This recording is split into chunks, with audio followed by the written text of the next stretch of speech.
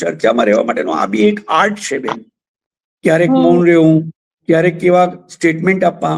અને આ ચૈતર વસાવા એ કોની સ્કૂલમાં તૈયાર થઈને આવેલો છે? છોટુભાઈ વસાવાની. મામા કોણ છે? મનસુખભાઈ વસાવા. તો ચૈતર જ ચાલશે જે વાક્ય મૂકી ગયો છે, તો અત્યારે પણ માર્કેટમાં ચૈતર જ ચાલે છે. પણ સત્તા આગાડી શાણપણ નકામું, લડતા લડતા લોહી પણ વહી જાય અને શહીદી પણ મળી જાય. સત્તા મળી છે, સત્તાનો નશો છે, અને નશામાં પછી માણસ ભાન ભૂલી જાય છે. ડેડિયાપાડાના ધારાસભ્ય ચૈતર વસાવા તેમના પત્ની સહિત 8 લોકો અત્યારે હાલ વડોદરા જેલની અંદર બંધ છે. આમ તો છેલ્લા ઘણા સમયથી આ મુદ્દાને લઈને ખૂબ જ રાજનીતિ ગરમાઈ રહી છે, પણ દરેક લોકોના મનમાં અત્યારે હાલ એક જ સવાલ છે કે ચૈતર વસાવાનું ધારાસભ્ય પદ કેમ હજી સુધી રદ કરવામાં નથી આવ્યું. આજે આજ સમગ્ર વિષયને લઈને વાતચીત કરવી છે, અને મારી સાથે અત્યારે હાલ વરિષ્ઠ પત્રકાર નરેશ ઠક્કર જોડાયા છે. નરેશ સર, આમ તો આપણે ઘણી બધી વખત આદિવાસી વિસ્તારની રાજનીતિને સમજવાનો પ્રયત્ન કરતા હોઈએ છીએ, પણ હવે જ્યારે ચૈતર વસાવા જેલમાં છે અને એક એવો નિયમ પણ છે કે 2 વર્ષની ઉપરની સજા કોઈ ધારાસભ્યને થાય તો આપોઆપ તેમનું જે પદ છે એ નોન વર્કિંગ મોડમાં જતું રહેતું હોય છે. તો સૌથી પહેલા તો આ વિષયને લઈને તમારું શું માનવું છે કે કેમ હજી સુધી તેમનું પદ રદ કરવામાં નથી આવ્યું? બેન, ખરેખર આવું થવું જોઈતું હતું, પણ આ તો રાજનીતિ છે, રાજકારણ છે.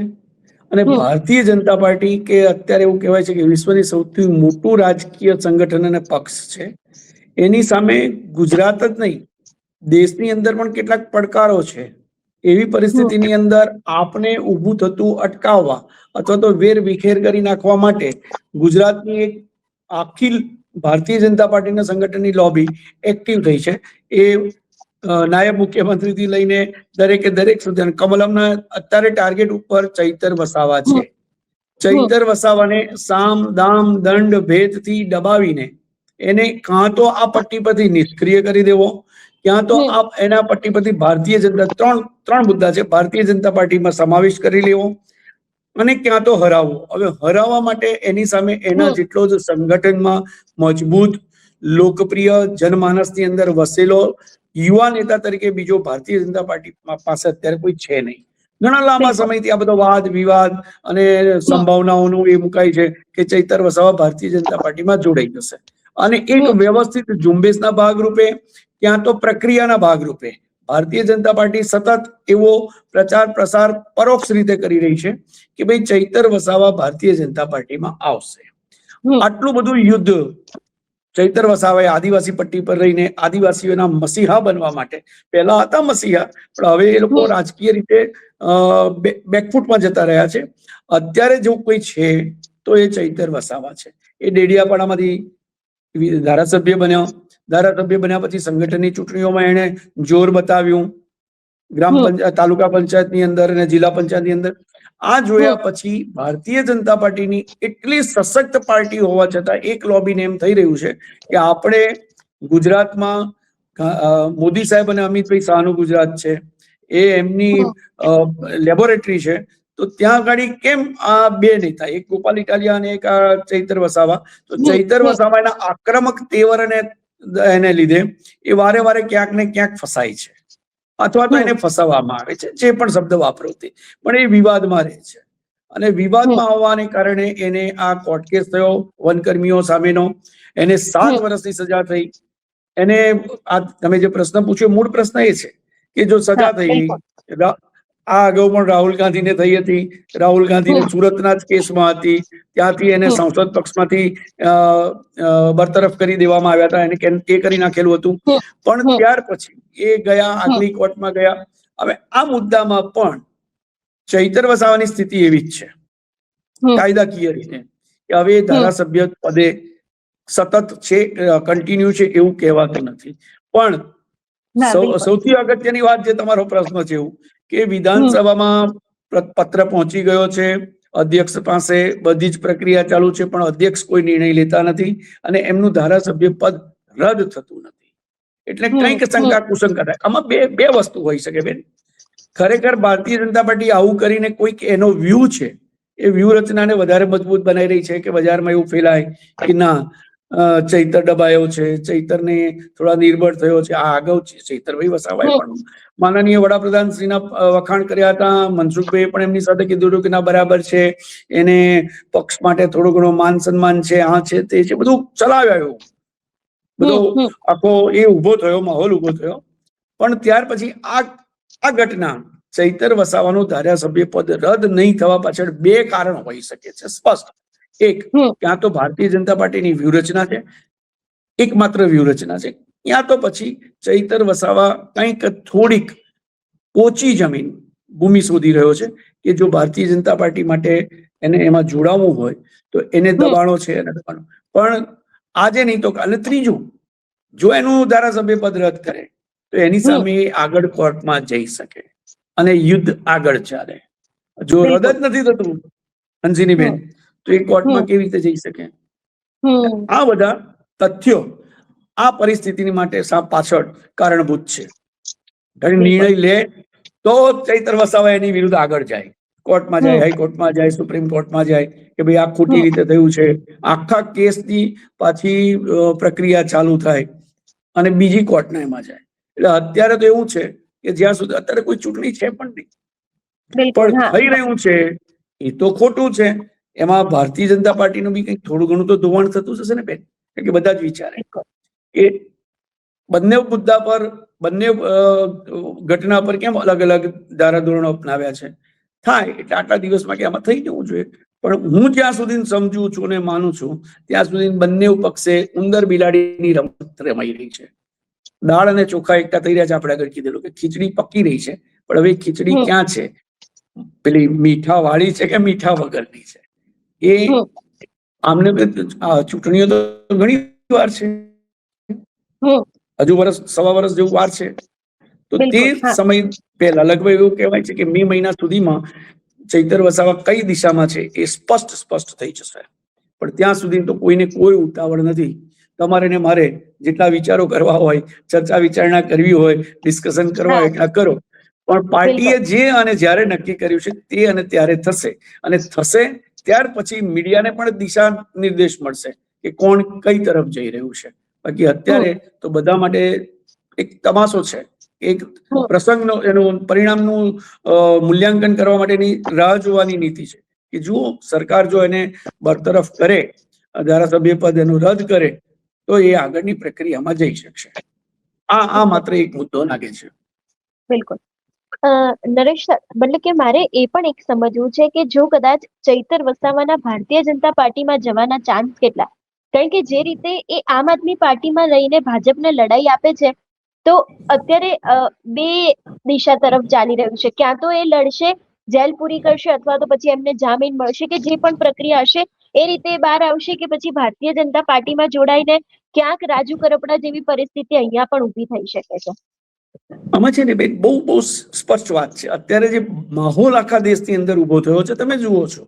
ભલભલા પાર્ટીના ભલભલા નેતાઓ અને સાંસદો જે મોદી સાહેબને, ભારતીય જનતા પાર્ટીને, અમિત શાહને ઢગલે બંધ તિરસ્કાર કરતા હતા, અપશબ્દોથી નવાજતા હતા, એમનો વિરોધ કરતા હતા, એવા ભલભલા મોટા માથાઓ, મજબૂત માથાઓ પણ ભારતીય જનતા તરફ ઢળી ગયા છે, વળી ગયા છે, એમાં સમાવિષ્ટ થઈ ગયા છે. અને આ જ નીતિ ભારતીય જનતા પાર્ટીની એક સત્તાધારી પાર્ટી તરીકેની હોવી જોઈએ, અને એ છે.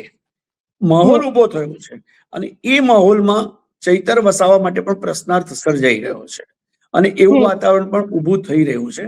પણ મેં આગળ એક મુલાકાતમાં કહ્યું હતું બેન કે ચૈતર વસાવા એ એવું યંગ બ્લડ છે અને એની સાથેનો આદિવાસી સમૂહ એટલો ગાઢ રીતે સંકળાયેલો છે અને સમર્પિત થયેલો છે કે એ હૃદયમાં વસી ગયેલો નેતા બની રહ્યો છે.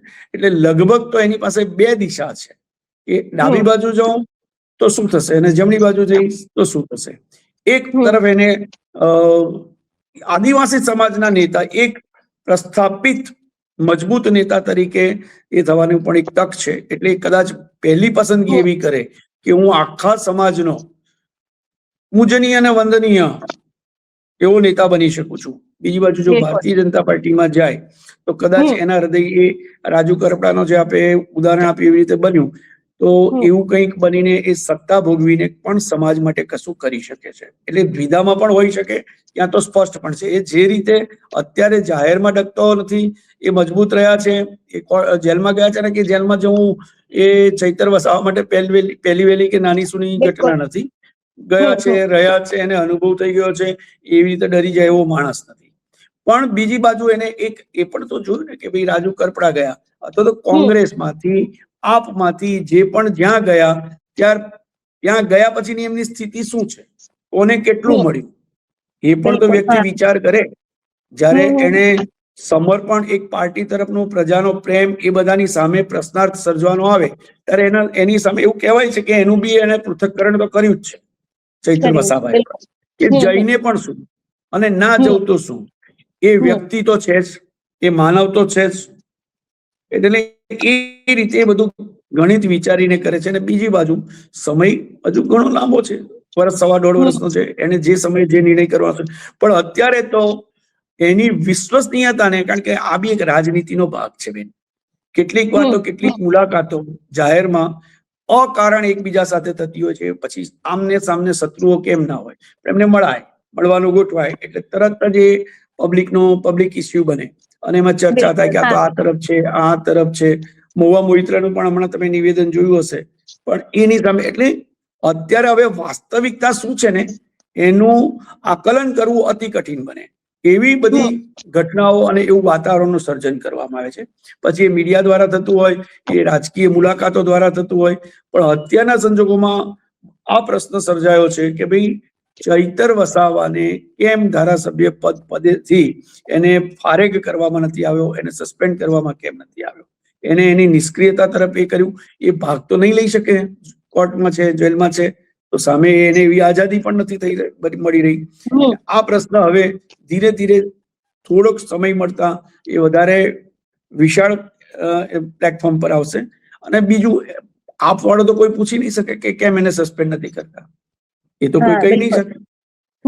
ભારતીય જનતા પાર્ટીને કોઈ ઉતાવળ નથી, કારણ કે અત્યારે ચૈતર વસાવા એ પાંજરે પુરાયેલો સિંહ છે, જાહેરમાં એટલું નુકસાન કરી નહીં શકે. એટલે વ્યૂહાત્મક છે બેન. અને વ્યૂહ રચના એવી થતી હોય છે રાજકારણમાં કે કયા સમયમાં કોણ કેટલો ચૂપ રહેશે, કોણ કેટલો એક્ટિવ રહેશે, ક્યાંય કઈ તરફ ઢળશે, અને ભવિષ્યનું ઘડતર આ બધી વર્તમાન પરિસ્થિતિઓમાંથી જ થતું હોય છે. એટલે જે વર્તમાન પરિસ્થિતિનું સર્જન થઈ રહ્યું છે ભારતીય જનતા પાર્ટી દ્વારા, આપના ધારાસભ્ય, અત્યારે આપણે તત્કાલીન ધારાસભ્ય બી નથી કહી શકતા, ડેડિયાપાડા ચૈતર વસાવા માટે આ બધું આ સર્જન થઈ રહ્યું છે. અને એ પરિસ્થિતિની અંદર હવે બધાએ વેઇટ કરવા સિવાય, વેઇટ એન્ડ વોચ, જેમ જેમ પગલા લેવાતા જશે તેમ તેમ પરિસ્થિતિનું સ્પષ્ટીકરણ થતું જશે. આ સ્થિતિ છે. એટલે સર અત્યારે ભાજપની વ્યૂહરચના એવી છે કે તેલ જુઓ ને તેલની ધાર જુઓ, જોઈએ હજી આગળ શું થાય છે. મારો એક સવાલ તમને વર્ષા વસાવાને લઈને છે, કારણ કે ચર્ચાઓ એવી જામી છે રાજનીતિની અંદર કે જો કદાચ ચૈતર વસાવાનું ધારાસભ્ય પદ રદ થઈ જાય તો એ લોકોનો બીજો પ્લાન એવો હોઈ શકે છે કે વર્ષા વસાવાને ચૂંટણીના મેદાનમાં ઉતારો અથવા તો પછી રાજકીય મેદાનમાં ઉતારો.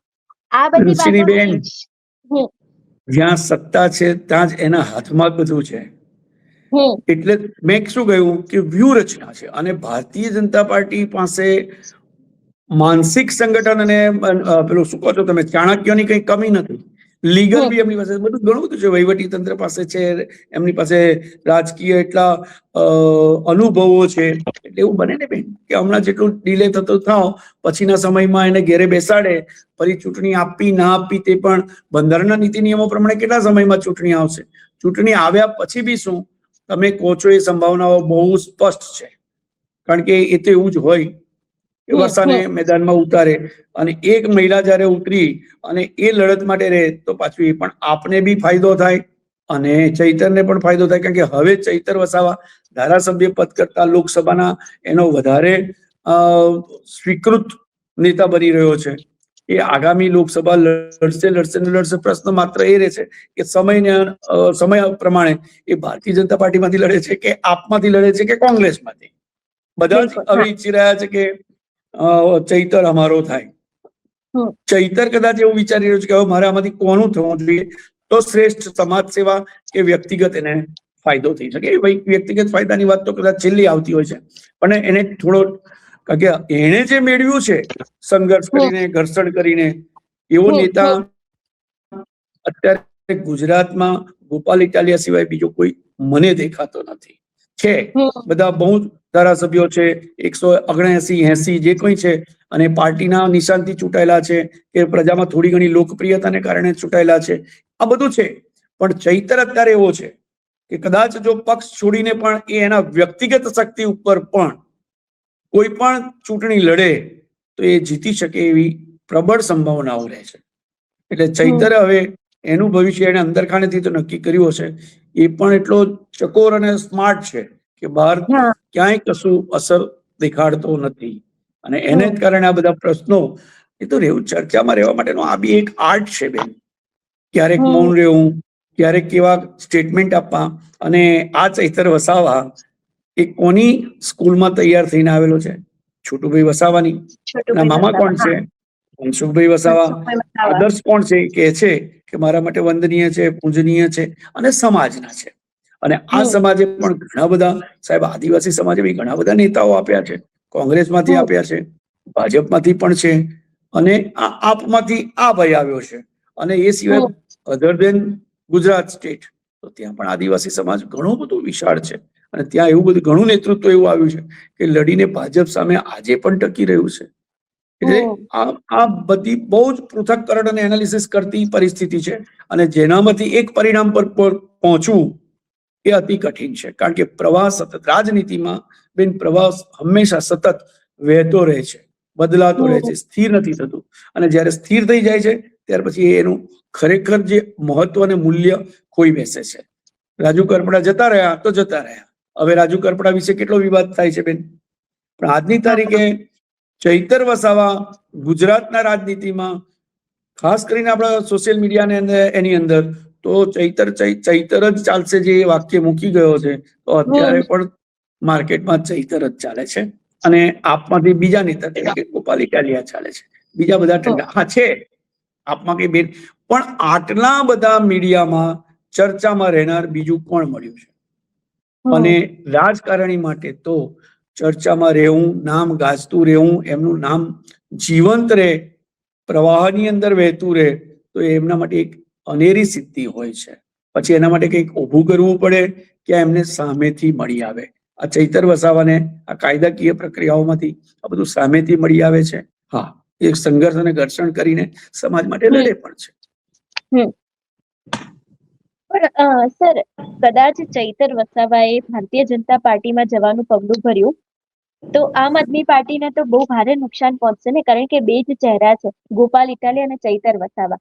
એમાંથી એક મજબૂત ચહેરો કે જેને આખો આદિવાસી વિસ્તાર સંભાળ્યો છે. સ્થાનિક સ્વરાજની ચૂંટણીમાં પરિણામો જોયા, નર્મદા જિલ્લા પંચાયત આવી, તેની સાથે બીજી ઘણી બધી એવી નાની નાની બેઠકો છે કે જે મળી છે. પણ હવે 27 નજીકમાં છે, ચૂંટણી આવી રહી છે, સમય ઘણો છે, પણ રાજનીતિમાં તૈયારી કરવા માટે કોઈ એટલો સમય બહુ જ ઓછો છે, અને એવામાં ચહેરો જો કદાચ જોડાઈ બીજે તો આપને કેટલું નુકસાન? બેન, આપના માટે તો નુકસાન જ નુકસાન છે, કારણ કે ગુજરાતમાં આપ પહેલા ઊભું પણ થયું, પણ મેં કીધું ને કે દરેક નેતા છેવટે જીવ છે, મનુષ્ય જીવ છે, માનવી છે, અને માનવીય મર્યાદાઓથી તૃપ્ત છલકાતા હોય છે. આવી પરિસ્થિતિમાં એક વસ્તુ અલગ છે કે ગોપાલ ઇટાલિયા એક અલગ વ્યક્તિત્વ છે, એની પાસે જે શક્તિ છે, એની પાસે એને બધું જ અર્પણ કરી દીધું, તર્પણ કરી દીધું, સમર્પણ કરી દીધું રાજનીતિને. હા, બિલકુલ. એ જ રીતે આણે બી કર્યું છે. પણ તમે જે કહો છો ને, આપ માટે, તમારા પ્રશ્નના જવાબ હું આપીશ કે જીવન મરણનો સવાલ છે, અને એટલે આપ એને તમામ પ્રકારની મદદ કરવા માટે તૈયાર રહે છે. આપની અંદર પણ વિવાદ ખરેખર ઉભો થયો કે કરાવવામાં આવ્યો છે? કારણ કે અમે સત્તા વગર બધા જ તડપતા હોય છે બેન, અને ત્યાં એ તડપ સામે કોણ હારે છે ને કોણ જીતે છે એ સમય બતાવે છે. હજુ ઘણા બધા નેતાઓ એવા છે કે કોંગ્રેસમાં રહ્યા છે, અને બીજા તમે કીધું આપના મુદ્દે, તો કેટલા મજબૂત સાંસદોને ભારતીય જનતા પાર્ટી લઈ ગઈ, કેમ ગયા, શું ગયા, એ તો બહુ બધી ચર્ચાઓ થઈ અને બહાર આવ્યું છે. પણ એવું જો આને થાય તો એ આપ માટે, કારણ કે આપ તો દિલ્હીમાં કેવું શાસન કર્યું, કેવી જીત મેળવી હતી એમણે દિલ્હીની અંદર, પણ તો એને એ ઘણી બધી રીતે એને ડેમેજ કરવામાં આવ્યું અને ખતમ થયું. કેજરીવાલે બી જવું પડ્યું, મનોજ સિસોદિયા પણ ગયા, બધા જ ગયા જેલમાં, બહાર આવ્યા, પણ અત્યારે પક્ષથી દૂર અને જીતથી દૂર રહી અને એકાંતવાસ જીવતા હોય એવી પરિસ્થિતિમાં કેજરીવાલ છે. કેજરીવાલ રાષ્ટ્ર કક્ષા ઉપર હોય છે એટલે કોઈને કોઈ મુદ્દે આવી પછી એ રામ મંદિરનો મુદ્દો હોય તો પણ બોલે છે, આ પણ બોલે. પણ ચૈતર વસાવા માટે અત્યારે એ જે કંઈ છે એ ગુજરાતનું જે એક કેન્દ્ર બિંદુ છે આપ માટેનું, કે જે ભાજપને થોડી ઘણી ચિંતા કપાળ પર કરચલીઓ પડાવે છે, એવો એ આ બે છે. અને આપને CR પાટીલે પણ તોડ્યું. પાટીલ સાહેબે બી તો એક જ વ્યૂહરચના અપનાવેલી. અત્યારે બી જુઓ, સુરતમાં આપનું મહત્વ હતું, શું થયું? ગોપાલ ઇટાલિયાએ પણ એમને પણ ખરોચ આવી, એને બી જેટલી મજબૂતી હતી બધી. અને આવા હોય ને કાચા પોચા માણસો હોય ત્યારે તૂટવાનો બહુ સંભવ થઈ જાય છે. અને એ ફાયદો જે સત્તા પર હોય તે પાર્ટીને મળે છે, જે સામે હોય છે એને ઊભો થયો ના થયો ત્યાં ઠોકર વાગી એવી સ્થિતિ આપને થતી રહી છે. હવે આપનું ધ્યાન પડે એવું છે કે આ અમારા બે આંખો છે, બે કાન છે અને અમારું એક શિર છે, એ આ ગોપાલ ઇટાલિયા અને ચૈતર વસાવા છે. એટલે બધું ધ્યાન આપનું પણ હોય, સ્વાભાવિક છે. પણ સત્તા આગાડી સાણપણ નકામું, લડતા લડતા લોહી પણ વહી જાય અને શહીદી પણ મળી જાય.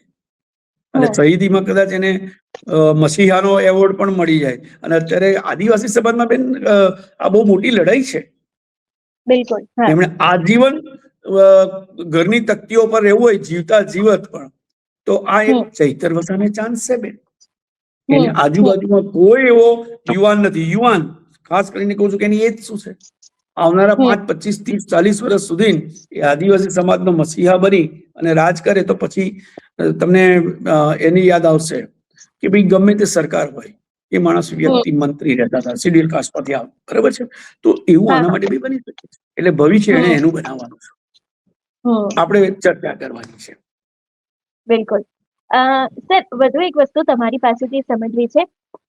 એક તરફ નર્મદા ભારતીય જનતા પાર્ટીમાં ડખા ચાલે છે, એ પછી મનસુખ વસાવાના હોય, દર્શના દેશમુખના હોય, નીલ રાવ, હવે તો હમણાંથી એ નામ ખૂબ જ ચર્ચામાં આવ્યું છે. સંગઠન આખું સંભાળે છે નીલભાઈ. અને એ જ બધા ડખા અને એવામાં આખો ચૈતર વસાવાનો વિવાદ આવવો અને આખી જે આ રાજનીતિ ગરમાઈ રહી છે, તો એક પત્રકાર તરીકે તમે આને કેવી રીતે જુઓ છો? ભારતીય જનતા પાર્ટીની સ્થિતિ અને આપની સ્થિતિ. બેન, ભારતીય જનતા પાર્ટી કેમ આટલી બધી વ્યથિત અને ચિંતિત છે? મારા છે તે મારાથી સચવાતા નથી અને સામે વાળો મારી સાથે આવતો નથી. આ પરિસ્થિતિ ભારતીય જનતા પાર્ટી છે. એને જેનામાં શક્તિ દેખાઈ રહી છે, જનમાનસમાં એનું પોતાનું સ્થાન દેખાઈ રહ્યું છે, એવું સ્થાન કોઈ પણ, સાહેબ, ચંદુભાઈ દેશમુખ એ કોણ? અહેમદ પટેલને હરાવનારો નેતા, અને તે કયા સમયમાં?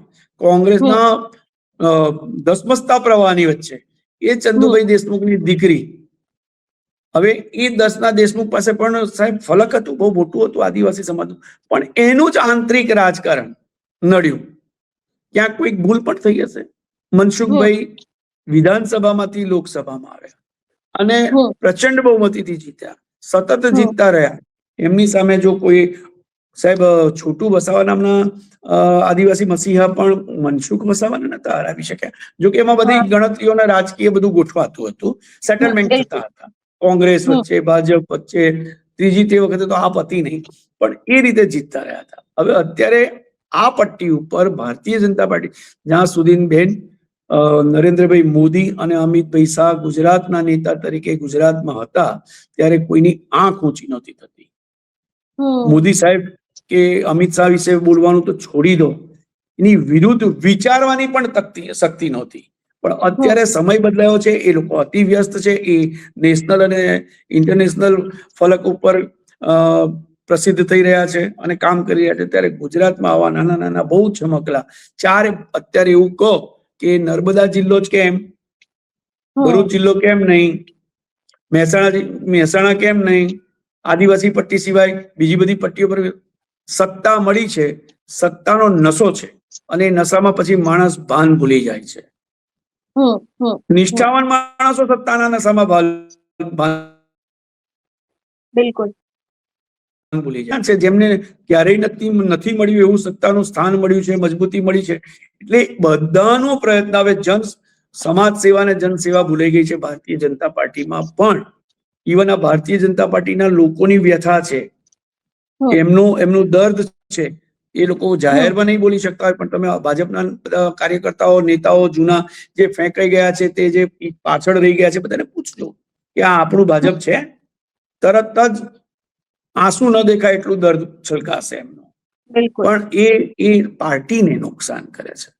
પાર્ટી પાસે સંગઠનમાં ઘણા બદલાવ આવે છે, બધું કરે છે, પણ પાર્ટીને બી એક ભય એવો છે, કારણ કે ચૂંટણી છે, મોટી ચૂંટણીઓ છે, મોટા ટાર્ગેટ છે, અને જે કંઈ એ બધું અચીવ કરવા માટેની જે પ્રક્રિયા થઈ રહી છે, હવે અત્યારે તમે ને હું એવું માનીએ કે ધર્મ ને કર્મ એને શુદ્ધ રાખીને કામ કરવા જાઓ, અત્યારના પોલિટિક્સમાં I think likely to impossible જેવું છે. અત્યારે તો તમારે સમાધાન કરો, પેલો જ સામ દામ દંડ ભેદ નીતિ આને ઉઠાવી લો અને પાડી દો, એ કરે તો જ સત્તા ટકી રહે એવી પરિસ્થિતિનું સર્જન આપોઆપ થઈ ગયેલું છે. કોઈએ કર્યું છે એવું ન કહેવાય. અને આ પરિસ્થિતિની અંદર ભારતીય જનતા પાર્ટી માટે ભરૂચ અને નર્મદા જિલ્લામાં આ એક પડકાર છે. એનો અસંતોષ, એના શિસ્તહીન બનેલા કાર્યકર્તાઓ, સંગઠનના નેતાઓ, આ બધું છે. એક નેતા મારું થઈ ગયું છે. પહેલા રાષ્ટ્રવાદ હતો, પહેલા સમર્પણ હતું. ભારતીય જનતા પાર્ટીમાં હિન્દુવાદ એકલો હતો કે હિન્દુ છે ને, પણ હવે તો હિન્દુ સામે લડતો હોય અને તે સત્તા માટે, લક્ષ્મી માટે કેટલા કરપ્શન, કેટલા કૌભાંડો, કેટલી ખેંચતાણ.